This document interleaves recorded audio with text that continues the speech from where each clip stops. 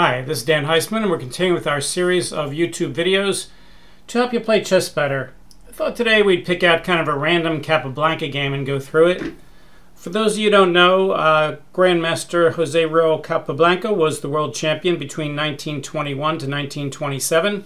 He beat Lasker in 1921, lost to Alekhine in 1927. Alekhine refused to grant him a return match. In those days, the world champion controlled who they played, unlike after World War II when FIDE controls the world championship.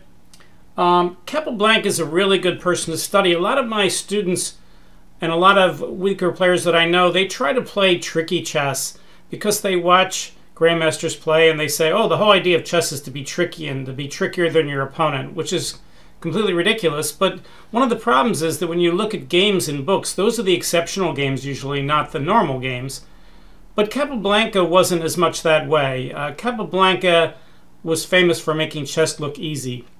So if you're not a really strong player and you're trying to find a grandmaster to model yourself against, Capablanca is one of the very best ones to use, because if you play like him where you're just playing the best simple moves, then you're probably on the right track to becoming a good player. Capablanca, yes, he's very good at tactics. Yes, he can find those tricky moves too. Every top grandmaster can. But that's not the way he tried to play. He tried to play very simplistically. And when you watch Capablanca play, you think to yourself, gee, I can play that way too. So I picked out a game from the book Capablanca's 100 Best Games of Chess by Golombek. Game number 77, Marshall-Capablanca, New York, 1931.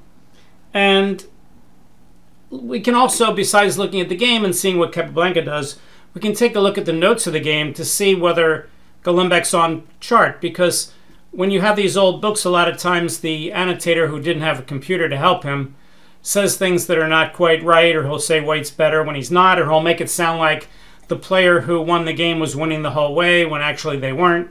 You don't see that as much today because the computer makes the annotator be a lot more objective. All right, so let's start the game. Marshall was white, Capablanca was black. Marshall played knight f3.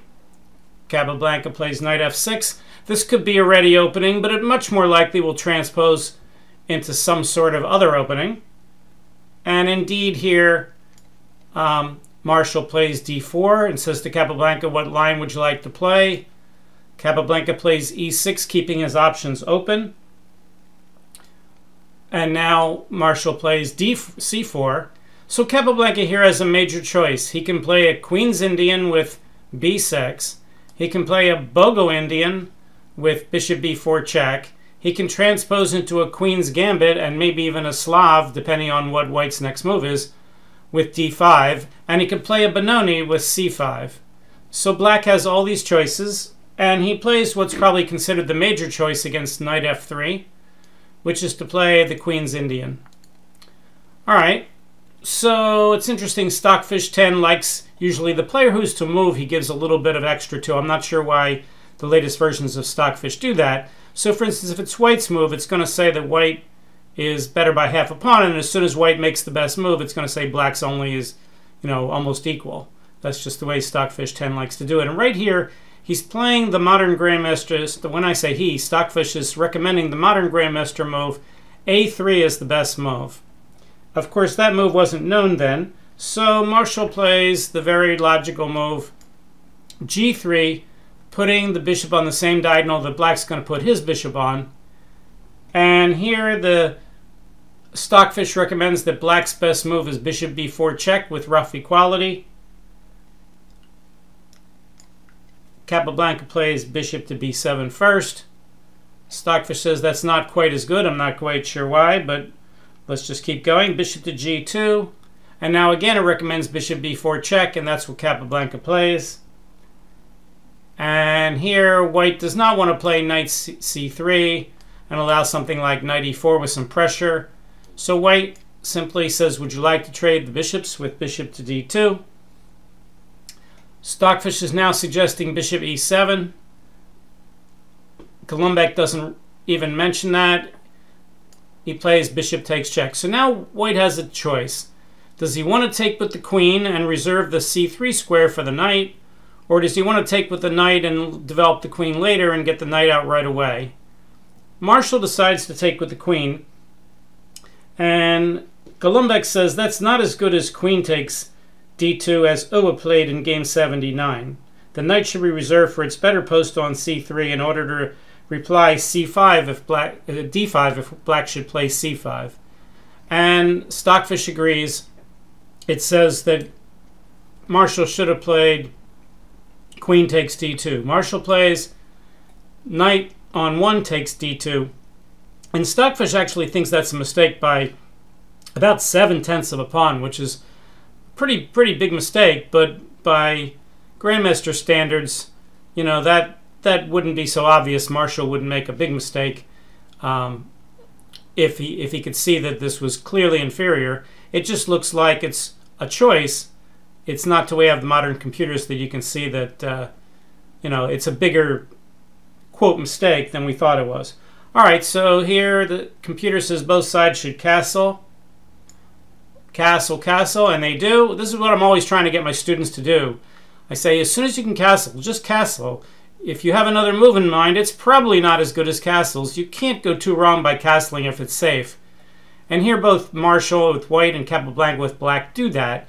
And so many people watching this video could probably be a little bit better if they just took that hint and said, you know, as soon as I can castle, I'm going to castle. You don't want to delay castling so it will help your attack. You don't want to delay castling so you can figure out which side you're going to castle on. I hear all these things all the time. You just want to get your king out of there as fast as you can. Okay, so now black plays c5. Stockfish recommends d6 first. And here it suggests white should play rook e1. White plays what I consider a little bit of an anti-positional move. He trades the center pawn for a side pawn with d takes c5. And now black gets to play b takes c5. And Stockfish agrees with me, even though Golombek doesn't mention that as a positional mistake. You don't want to be trading your pawns for the side pawn. So here, white's d pawn disappears and black's b pawn disappears. So that's a net gain for black, who now has more central pawns. And when he plays d5, he's going to have a pawn majority. Okay, so white plays rook to c1. The computer actually wants to play knight to b1 and then knight to c3. That's how much it didn't like knight on 1 takes d2. So Marshall plays rook c1. It says this is quite useless here, but Golumbek played queen to c2 instead. All right, so black's number 1 move here, according to the computer, is knight a6, also d6. Those are the top 2. Capablanca plays queen c7. And here Golombek says black already has the upper hand and is planning to exert pressure on the queen side. The computer says after queen c7, instead of his best moves, that black's at best equal here. Okay, so now white should play e3. And Golombek properly says that e3 is the right move. Marshall puts his knight in front of his b pawn, which means his queenside pawns cannot stay together. And that doesn't even pressure c5 that much because it's very easy for Capablanca to guard c5. So Golombek gives that a question mark, and Stockfish agrees, says that Capablanca is now up by about 7/10 of a pawn. Capablanca plays d6, guarding the pawn. Marshall develops his queen with queen d2. Capablanca plays knight c6. Computer suggests a5. White gets his last rook in the game with rook on f to d1. At least Marshall's doing that right. He's got every single piece in the game. The problem is he doesn't have a lot of targets. And obviously, Capablanca is going to put one of his rooks on d8 to guard the d pawn, which he does. And now Marshall doesn't have a lot of play here. He's got an extra pawn on the queen side, but the knight on b3 is keeping the queen side from rolling. And black's going to have an extra pawn in the center that he's going to make use of. So here, Marshall plays knight to h4. Stockfish says maybe queen e3 was better. Says if black now plays a5, he's got a real big advantage, and Capablanca plays a5, and Golombek properly gives that an exclamation point. Anytime your opponent has pieces on b3 or g3, then pushing a pawn down to attack that square becomes an idea. In this case, a5 threatening a4. If white plays a4, he'd be making his b pawn backward. He'd be weakening the b4 and b3 squares. And here the engine suggests queen d3 is white's best move, where black would be up about a pawn. Instead, white plays a4, and Golombek says this is a blunder, after which the game is already past saving, and there he is correct. Stockfish says minus 1.75. So we have to give Golombek very high grades for pointing out which moves are the worst moves and the ones that are losing. We expect that for the most part they're going to be able to do this, the authors, pretty well, but a lot of times you do see mistakes in that regard with the computer analysis. But here, right on. So black plays rook a, b8. Stockfish suggests h6 was the best move. White plays rook c3, protecting the knight that can be hit with a discovery. Capablanca plays the interesting move bishop a8. Stockfish says h6 is still the better move with about a minus 2.2 advantage. After bishop a8, Capablanca's advantage drops down to about 1.5. No comment from that by Golombek. And Golombek here, the number one move is rook to b1. And Marshall plays h3. Marshall decides he has nothing going on the queen side, so maybe he can try to attack king side where Capablanca only has a knight. But unfortunately, Capablanca's pieces can easily get through to the king side to defend, and also he has an immediate central breakthrough that is possible. So black plays knight to b4. White sees nothing better than to trade bishops, which is true. Rook takes. White plays queen f4. And here Capablanca plays a move that may be the best move. Queen c6, grabbing the diagonal for the queen. He's getting ready to play d5, but he's also keeping an eye on that a4 pawn, which is very difficult to defend. And for instance, if Marshall now plays a move like rook a1, Stockfish suggests black can play something like knight e4 with a big advantage.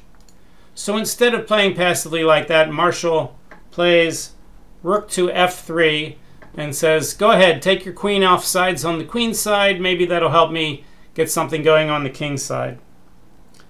So here the knight, of course, is pinned to the f7 pawn. And if queen takes a4, then rook takes d6, trading a weak side pawn for a central pawn. So Capablanca wouldn't do that. So what Capablanca does is play rook to d7, with the idea of guarding d6 and f7. The engine suggested best would be rook a, b8. All right, so rook to d7 still says that Capablanca has a lead of about 1.2 pawns. Rook d7, and white says, hey, may as well get something going here, g4, and the engine agrees that Marshall has nothing better than to try this. All right, at this point now, Capablanca has changed things a little bit, so he plays queen takes a4, with the idea that if black plays rook takes d6, he has a little trick in this position, which he didn't have before. And it's an idea we talked about in an earlier video. I did a video on Charles Hurtan's sneaky pins.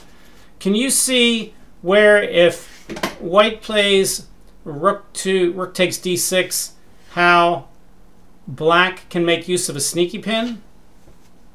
A sneaky pin is a move that doesn't attack or try to win a pin piece. It tries to take advantage of the square where the pin piece is not easily taken. All right, so the answer is if rook takes d6, which was played in the game,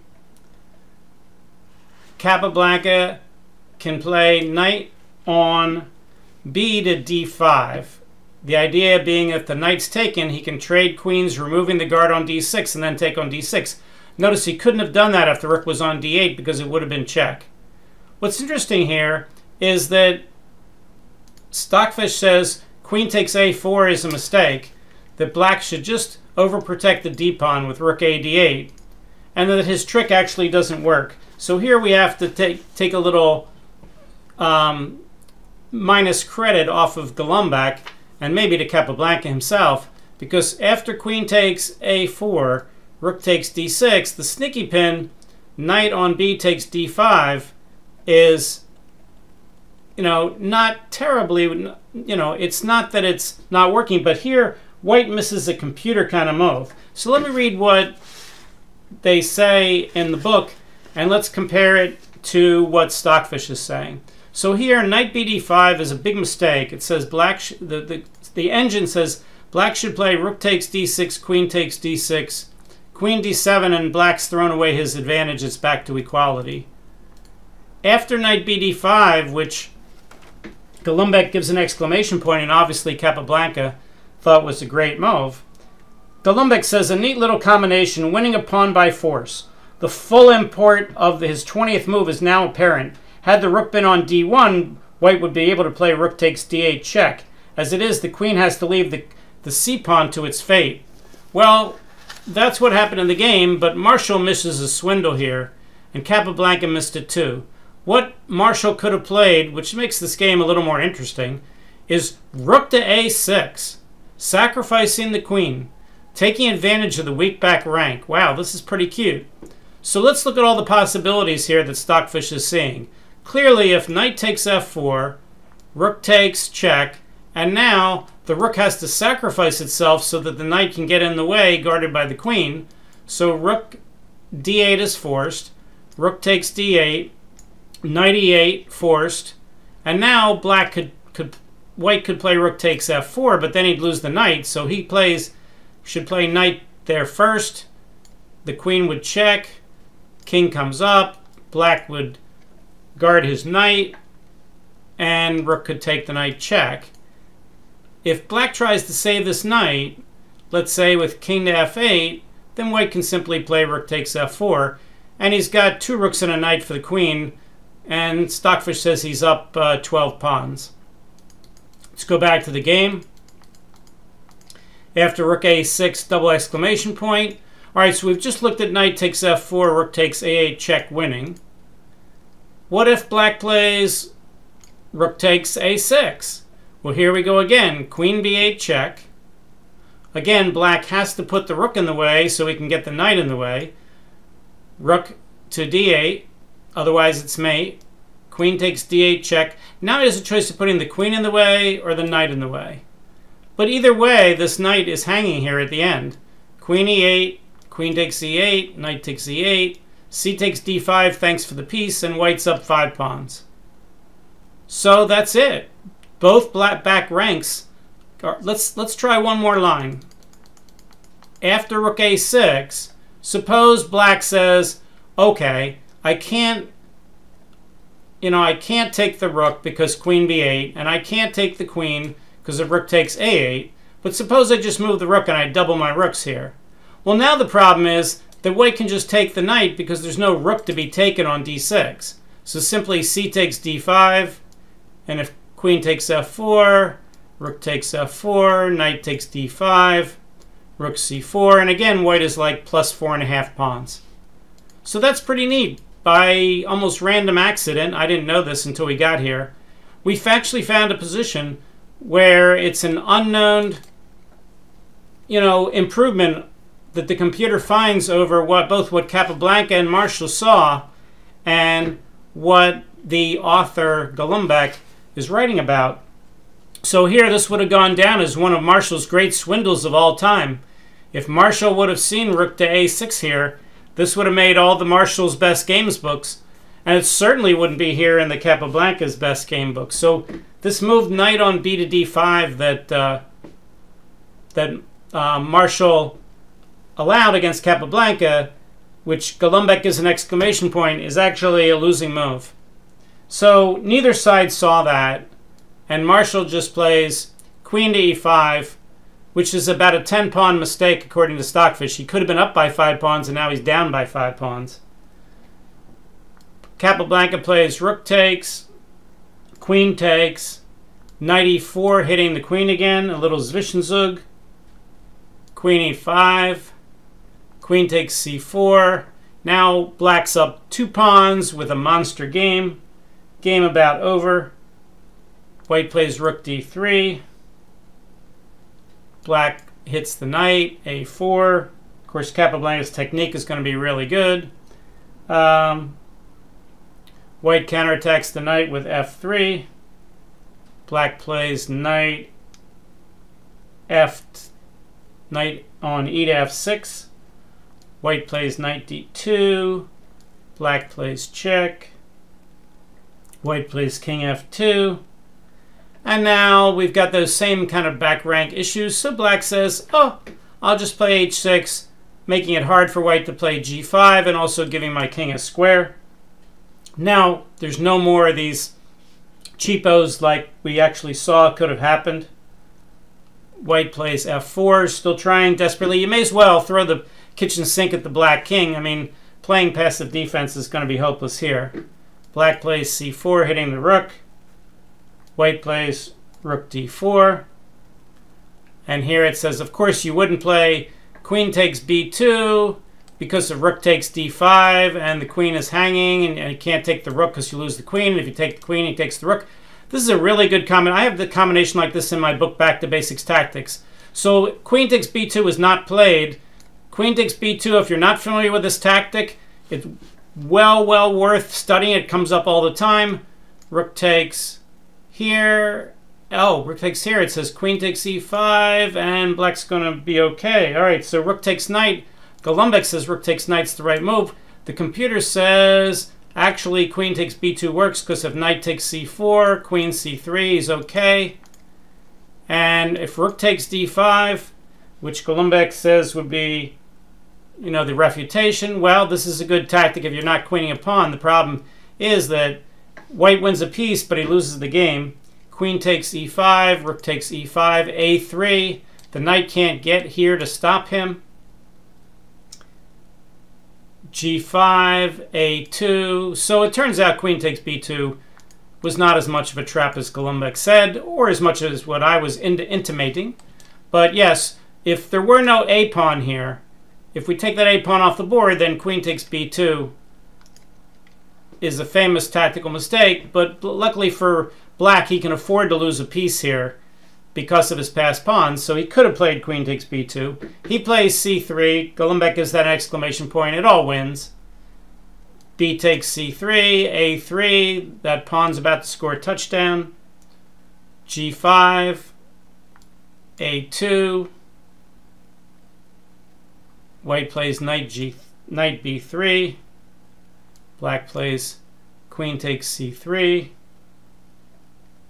White says, let me get a knight out of this. Black says, all right, I'll get one too. White says, let me try to stop you from queening.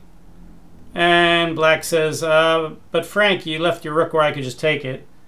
And Frank says, yeah, I know. I'm just being silly. And he resigns. Okay, so we saw that Golombek gave that move, knight bd5 on move 22, an exclamation point. And it is a sneaky pin, and it is clever, but it's also clever and bad. It's a good example, again, of trying to be tricky. At the start, I said, don't try to be tricky. Sometimes it's better to just be simple. And here, it turns out that in Capablanca, the only move of the game where he tried to be a little tricky, it worked and he won. And that's not the moral of the story, is that you should be tricky and hope your opponent makes a mistake. That's not what I call hope chess, but you could call it hope chess if you want. But in any case, Capablanca wasn't doing that. Capablanca thought that he would never do that. Capablanca thought that knight bd5 was a good move, and so did Golombek, and so did probably all the people annotating this game until there was computers. And now we saw that beautiful win, rook a6, that white missed. So that's actually the highlight of the game, was the fact that Marshall was winning. He was using good technique for a while, and then he tried a tricky move, which looked like it should work, and it did work. The problem was it shouldn't have worked, and he should have played rook a6. We can go back to that position one more last time. Here we are, they have the key position of the game. Capablanca makes the mistake and plays knight bd5. And there it is, the star move that Marshall missed, rook a6. So it turns out this game was a good game to have picked. I didn't expect that the computer would actually find something so dramatic in the middle of the game. All right, so you want to study these old games. You know, this is one of the, when I first started playing chess, my first 3 years I read about 2,000 annotated master games, and most people go, oh, that's a tremendous number of games. And the answer is, well, yeah, but it was 2 a day. And this was one of the books that I read, Golombek's book of Capablanca's 100 Best Games of Chess. It's not an instructive anthology like we have today, where you can read books that are trying to teach you how to play better. He's just trying to explain what Capablanca was doing and why it was a nice game. But, you know, this is one of the many games I read. I read Capablanca's games, and Alyekin's games, and Lasker's games, and Botvinnik's games, and Petrosian's games, and Spassky's games, and Fischer's games, and, you know, Morphy's games. You know, all those books, you know, I read them. All right, for our YouTube channel, this is Dan Heisman. If you enjoy our videos, hit that subscribe button, and we'll see you next time. Thanks. Bye.